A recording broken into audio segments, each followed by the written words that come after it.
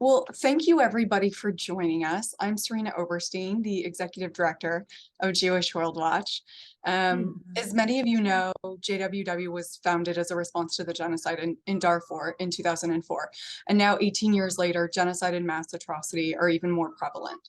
Rooted in our history of persecution, but also our traditions and values, Jewish World Watch works to ensure that never again is a call to action. We do this through our education programs here at home, working with coalition partners to shift US international policy, creating earlier intervention and lasting international implications.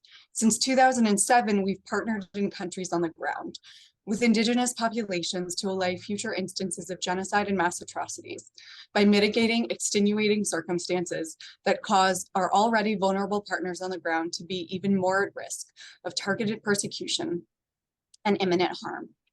For 5 years, we've partnered with Save the Syrian Children, funding close to $100,000 over that time. Save the Syrian Children launched 7 years ago to combat the atrocities of the Assad regime. They are going where other aid organizations cannot, into the hospitals of Idlib, to deliver life-saving medical supplies for the children and innocent civilians bombarded by rocket fire and violence. The earthquake hit both Turkey and Syria. However, we know that aid is not pouring into Syria. In fact, from what we know, doctors are overwhelmed, supplies are running out, and they need our help. Our dollars go very far and are incredibly impactful with Save the Syrian Children. Your support can make a tremendous dent. While Jewish World Watch is not a disaster relief organization, we are helping a vulnerable population that has been in our network of support given the mass atrocities that they've experienced for more than a decade. The earthquake happens to impact exactly those same people that we already support. That's why Jewish World Watch launched an emergency fund last Thursday, which has already raised tens of thousands of dollars, but we need to raise much, much more. Today, I'm here with Save the Syrian Children founders, Tamar and Phil Koosed, who can give us an aperture into just how critical the need is. Thank you both so much for taking the time to be here and for all the incredible work you're doing. In a moment, we're going to hear more from Phil and Tamar, but first we're going to show a video of Sham, an 8-year-old girl who is a survivor of the earthquake and is in a hospital that Save the Syrian Children supports with medical supplies and their team of doctors. I want to give people a trigger warning. The images that we're about to show are incredibly tough to watch.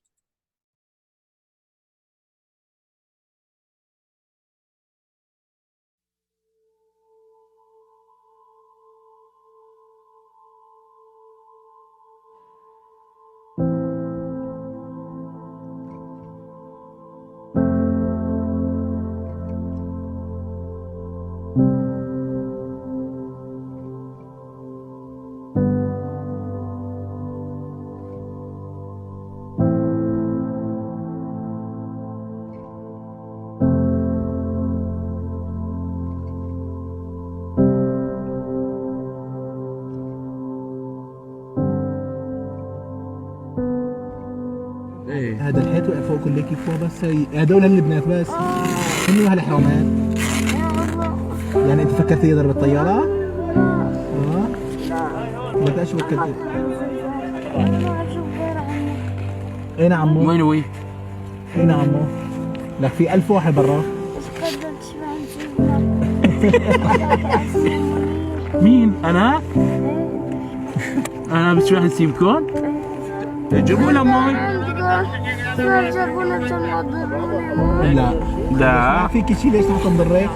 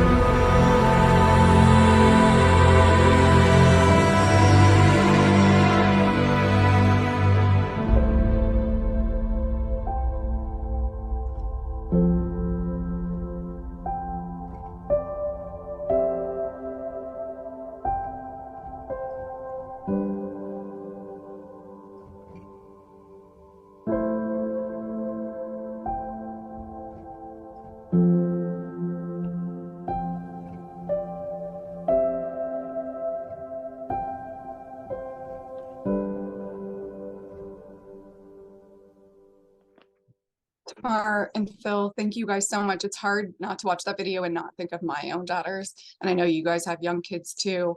And you have a whole other business that you run. Can you guys share with us what motivated you to start Save the Syrian Children? Sure. Thanks again, Serena and JWW, for partnering up with us on this work and for having us here today.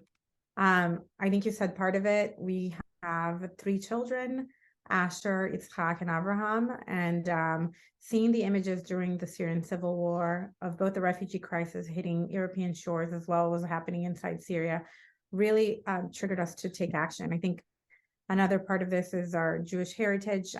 We are families that survived the Holocaust in Europe, and I think that was always a guiding principle for us to really stop genocide like it happened to our people. And I think what was happening in Syria during the civil war is a mass atrocity, and we say never again. And we wanted to live those principles. So it all really came together, and we're happy to share more about what is it that we do. But, you know, being a mother and a Jewish mother really propelled us to action in Syria. Phil, do you want to? No, yeah, that's exactly right. You know, I think that the more that we saw and the more we ended up doing the work, the more we wanted to help out, the more we wanted to get involved, and more, most importantly, the more we wanted to save the lives of children and innocent civilians. So Save the Syrian Children, of course, wasn't started after the earthquake. You guys have been in existence for close to a decade, mitigating what's happening to the Assad regime. Can you talk a little bit about what the situation in Syria was like prior to the earthquake? Yeah, the Syrian civil war has been going on for over a decade, and we've seen some of the worst atrocities that we've ever seen in war. Barrel bombs filled with nails and explosives that are dropped on markets from helicopters, hospitals and schools directly targeted, gas attacks using sarin gas. So sadly, we saw hundreds of thousands of people perish, tens of thousands of children die amidst this insane war that's been raging on. And so I think when an earthquake hits, it's already challenging enough when it's a developing country. But when it's a developing country that's been in war for 10 years, nearly all the critical infrastructure that would be really important in a time like this is completely wiped out. So that's what makes this particularly challenging. Yeah, and just to give a little bit more context, you know, the Syrian civil war started in the midst of the Arab Spring, folks going to the street just asking for democracy, asking for voice and to be heard. And they were systematically targeted by the Assad regime, a dictatorship that has been in power for decades, you know, with Assad's father and so on. So, you know, it's part of the history that we've been seeing around the globe.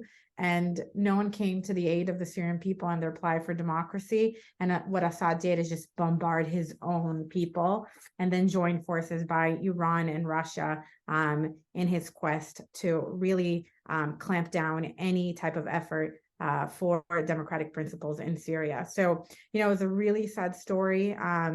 Opposition held up. And now what you have is these enclaves that are still outside of the Assad regime forces that are in complete chaos where the earthquake hit. No governance system, many factions within those regions fighting for power. So you can imagine the dire circumstances for the population that has been caught in the crossfire of this war that now was hit by the earthquake. But that sort of tells you why Jewish World Watch has been involved in Syria, because it is a site of mass atrocity, the site of a civil war where this major power, Assad and Russia, were bombarding their own people, leading to hundreds of thousands of deaths in Syria alone, and half of the population being displaced of the country. Yeah, as you said, and I had mentioned briefly, this is not, we're typically not a relief organization, but what we know is that vulnerable communities, when they're hit with situations like this, it makes them even more at risk for attacks, for the different tools and mechanisms that these types of regimes use to injure these populations through targeted persecution. So can you tell us a little bit, since the earthquakes happened, what are you hearing from, say, the Syrian children doctors and people on the ground? Sure. I think, I think one thing that has been very saddening to hear is the lack of international aid that has flown into Syria in the aftermath of the earthquake. That has been the case throughout the civil war. Usually large aid organizations and the UN system need some sort of collaboration with the government, with the regime, in order to access these areas. These large orgs, understandably so, have they have footing all over the world. They have staff. They have certain risk mitigations that they have to take in order to send aid and send their staff in. And there is no collaboration with the Assad regime. It doesn't behoove the Assad regime to send aid to the people that they are actively trying to exterminate. So you're not seeing that collaboration. It's incredibly politicized, and that has continued even in this earthquake. So I think that's really sad to see those bottlenecks, to see that political process not come through, and you see no aid. I think we're counting the number of containers that are going into Syria after the earthquake, in North Syria, and I think the number is something like 7 right now, some amount that's really not significant. So there's a really large aid gap for those in Northwest Syria, the area that has been, hardest hit together with Turkey by this earthquake. So that's number one. I think number two is just the need on the ground. Phil already said this, but this is a situation that was already incredibly vulnerable, incredibly dire, and now it just got worse. So we're hearing from doctors that they need additional ICU supplies. Basically, the supplies that they had stocked up on the hospitals are dwindling quite fast, just because of the sheer number of people that we're impacting. The description is, it's like they put, barrel bombs, which what's they're accustomed to, or TNT inside all the buildings in the towns, and they all collapsed at once. So you can imagine at 4 a.m., the number of people that were rushed into the hospital. So those ICU supplies are really running out. And then we're going to see some chronic diseases come up for survivors of the quake. They were under rubble if they survived for quite some time. And what the doctors are explaining to us is that once you're under the rubble, there's some toxins that get released from your muscles into your body, causing a lot of issues with your organs, primarily kidney failure and kidney diseases that are going to come up for survivors of the earthquake. So that's a new need that's going to arise in a big way in Northwest Syria to treat continuously the survivors of the earthquake. And then we got to restock the hospitals. So those are some of the things that we're hearing. Thank you. So given how difficult it is to bring international aid into a region where there's no cooperation with the government, there aren't large NGOs on the ground, can you tell us about Save the Syrian Children's supply chain and how you most effectively utilize supporters' resources? Sure. We get product from all over the world. So there's definitely product that we get from US donors. Sometimes that's hospitals that have, or medical groups that have overruns, or other inventory that we can get rid of. Sometimes it's clothing drives that we do with synagogues or mosques or churches. We also will buy product directly from the source, from manufacturers. So if there's specific medical product, like a specific type of brain mesh that's needed, or a specific type of medical equipment or medical supply that's required by the doctor, we'll buy that directly from manufacturers, mostly within China, but really throughout the world, wherever the best manufacturers are. And then we also go and buy product from Europe as well. From there, we ship in most of the time to the port of Mersin, which is in Turkey. Then we truck it across Turkey and into Syria through the Baba Hawa Reyhanli border crossing. And then from there, our team distributes it to dozens of hospitals and also some IDP camps.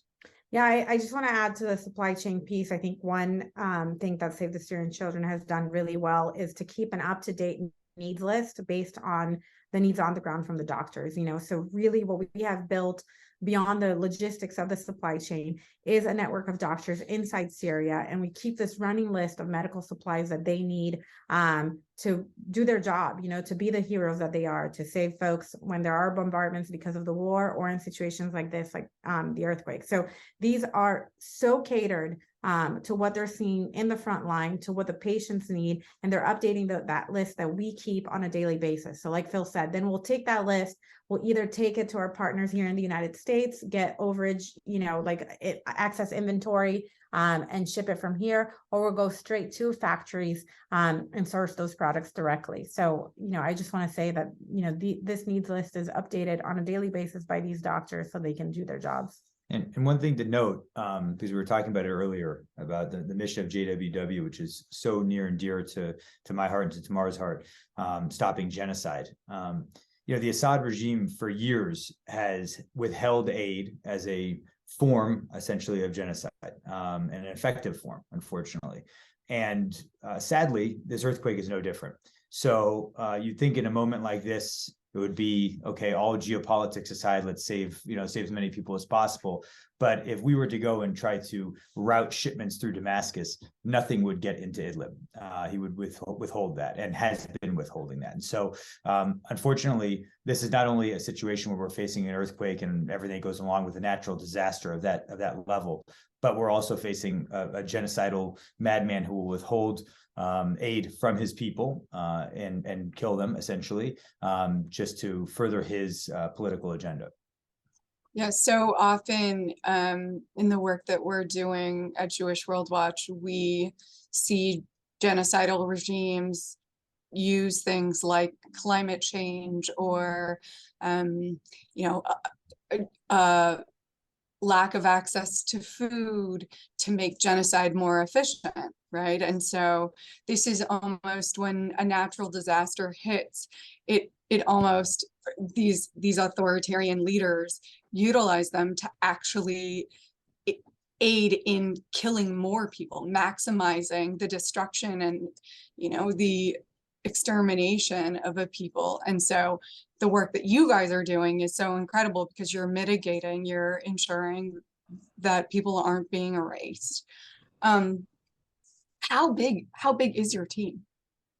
So if you look at our team in the US, it's a couple dozen volunteers that are part-time here or there, depending on what the situation is. Sometimes it fluxes up if we're doing a big clothing drive or something like that. The majority of our team is within Syria.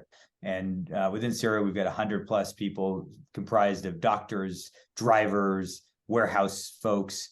And the most amazing part of this all is they're all volunteer. And that's really, when we look at the work that Save the Syrian Children has done and the organization, I would say one of the most inspiring things is the work of all these volunteers, quite literally around the world, that make this happen. And what that translates to for the donors is that, Phil and I took a pledge when we started this organization that 100% of the money donated to Save the Syrian Children, including the grants that we get from JWW, would go for the procurement of medical aid or the shipment of medical aid. And that has been the case since we started the organization. 100% of what we receive goes straight to Syria in the form of medical supplies or in these humanitarian drives that we do every so often. I think I'm gonna open it up to questions now. If anybody on here has questions, please either put them in the chat if you're too shy, or we can unmute you. Go ahead, Jeremy. Hi, thanks for doing this, and thank you, Jewish World Watch, for convening this. I'm curious about the cooperation with other leaders in the region, or other countries in the region, or other aid groups around the world. Yeah. You want me to take it? Okay. So we rely pretty heavily on Turkey as a partner. Turkey has allowed us for years to be able to bring product in through the port of Mersin, duty-free, and have free rite of passage through Turkey into Syria. So I would say, as far as governments go, that's probably our largest partner. When it comes to other NGOs, there's certainly other NGOs that we've worked with in the past. We try to, I would say, stay in areas where NGOs really are not operating. And the reason we try to do that, because we feel like that's probably where we can add value. The last thing we want to do is just do duplicative efforts and support folks in the same way as maybe some of the other large aid organizations are doing it. So, a lot of times it really is kind of solo mission for our organization, going into a hospital that may not get supplies from literally anyone else. And so, and that's really where we focus. Yeah, and I was going to add to that, Jeremy. I think, what I said about the up-to-date needs list is a great example of how we stay away from duplicative efforts. There is a few other very small NGOs that support hospitals in Syria. Most of the times they're supporting them with paying the payroll for doctors that are working in these hospitals. And sometimes they'll do, some big capital investments on the machinery in the hospital. But just to give you an example, we shipped not so long ago a battery for an ultrasound machine. The ultrasound machine had been in the hospital for over 2 years. And suddenly the battery popped up in our needs list. And we said, okay, who gave this battery? Oh, this other organization gave us the ultrasound machine, but we haven't had the battery since they got here. So I think the needs list, the mechanism that we have developed with the needs list and really getting it from the ground, from the doctors, they're seeing the patients every day, they're managing the stock of the hospitals, really allows us to stay away from duplicative effort and really focus on what's needed on the ground. So, the battery might be a silly example, but it's emblematic of what you see from these large aid organizations. They'll send machinery, it's not compatible with the voltage. Here we come, we do the voltage converter, and suddenly they have a machine that's in operation. So the needs list really allows us to get real targeted and not duplicate efforts. And one last thing I would mention is that just through the work, we've run into a lot of incredible organizations in various areas. I would say one of the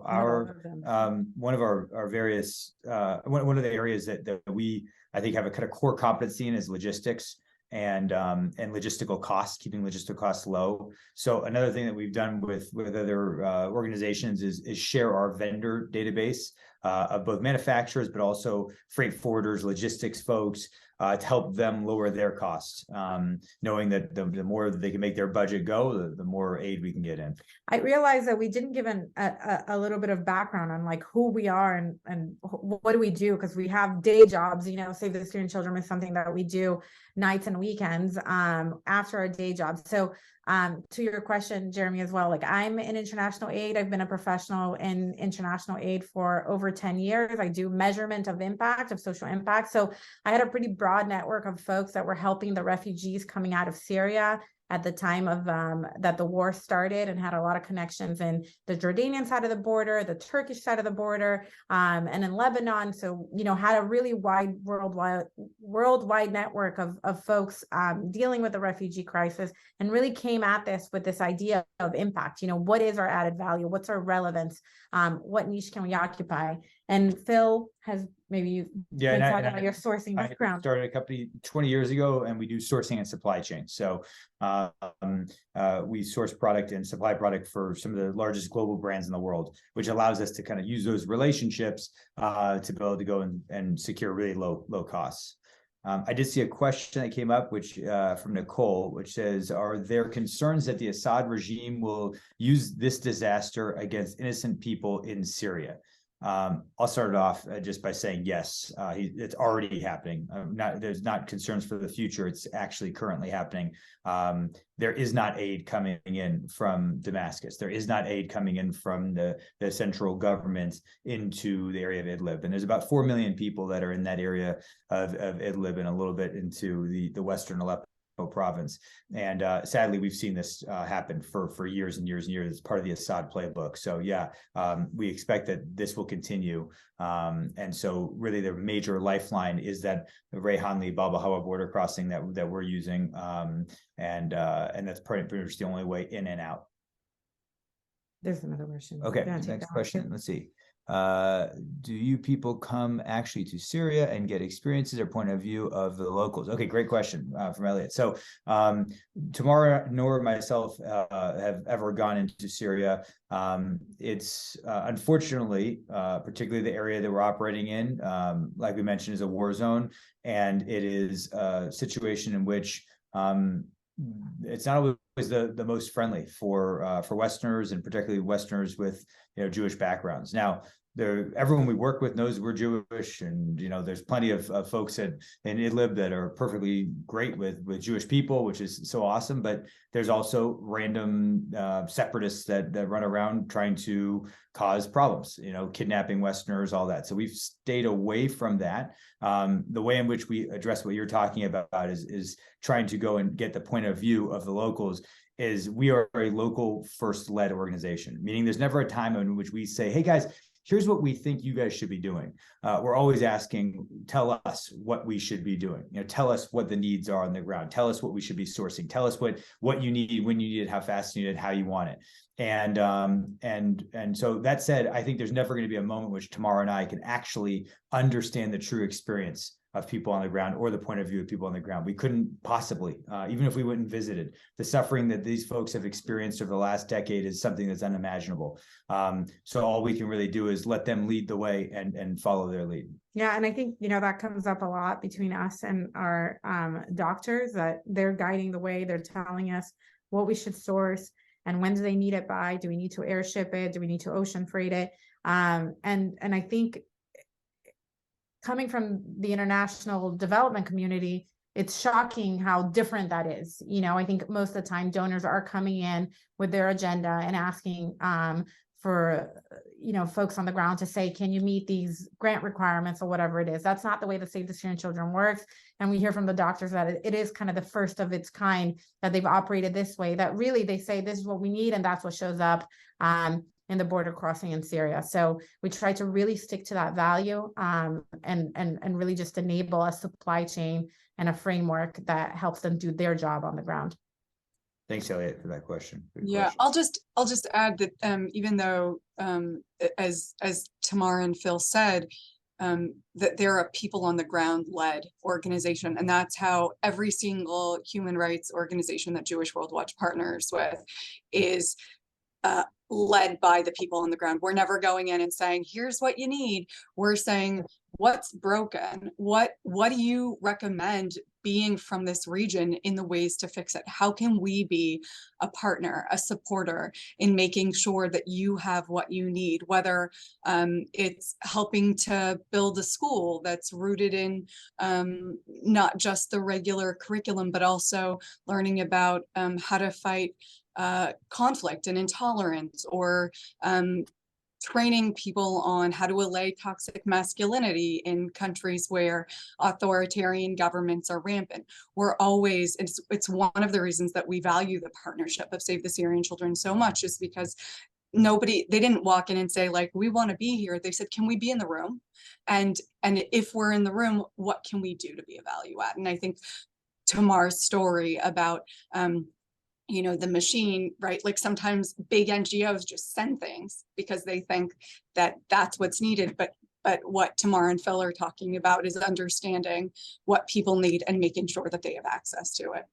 Yeah, Serena, and if I could add, I think the other beauty of working with JWW is your consistent support and the fact that you guys don't go where the news is, right? So I think that's really important in this, in the work that you do to stop and really alleviate the traumas of genocide. I mean, now Syria is getting some attention because of the earthquake, but JWW has been a partner when much of the international attention and the world's attention has gotten tired of hearing about the Syrian civil war. So I think that's something that, I'm very thankful for the work that JWW does. You guys find partners on the ground, like you said, and once you find them, you really stick with them and you remain a supporter of their work. So thank you for that. Yeah, I appreciate you lifting that up. And I think, it was sort of interesting. Jewish World Watch and Save the Syrian Children had just completed a grant cycle together in which we had funded two medical supply shipment containers to serve, I think, something like 30 hospitals in the region. And that wrapped up in December. And now what's happening on the ground is, bringing us together again to identify what are the greatest needs in the region and make sure that we're lifting up our voices, but also creating space for the voices of the people in Syria to be heard, so that they can have their needs met. I just want to see, it looks like there's no more questions. Before we wrap up, I want to see Phil and Tamar, if you have anything that you want to add. I would just say that, the 10 years, 10 years plus that this war has been raging on, and the 7 years we've been involved, this is the worst that we've ever seen, and that's a pretty sad statement to make considering what we've seen. And so, we encourage everyone to get involved. And there's various ways in which you can do that. Obviously, easiest way is go to the link which is on here, JWW, make a donation. That's one of the easiest ways. But also, sharing is huge. And it may not seem like much. Go on Facebook, you like a post, or you follow, you share something from Save the Syrian Children. It might not seem like it would make a big difference, but I can tell you from being on the other side of it, almost all of our largest impact things that have occurred from a person randomly posting on Facebook and some other random person seeing it, and it ends up linking us up with, it just happened 2 days ago. A random group out of Utah learned about us through someone just randomly posting on Facebook posts that we had. This type of stuff is it may seem very small, but it can have huge impact. And this is the time more than ever that is needed, and the urgency is needed. So please do everything you can to spread the word, and share the stories that you've heard here today, and just in general that you hear. Yeah, and the other thing that I would leave folks with, I think some of these problems that we talk about and that JWW tackles seem so insurmountable. Like they just seem like so huge that you cannot have an impact. And I think what we have to remember is that you can have marginal impact, and you can save one life.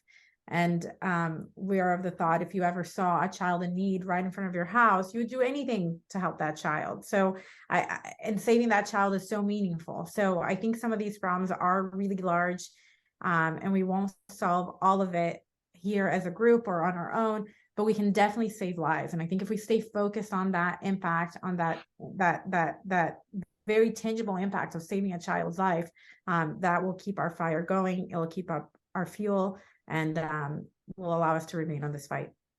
Thank you guys so much. And I'll just, just to emphasize what Tamar is saying and what Phil is saying in terms of just how far your dollars go.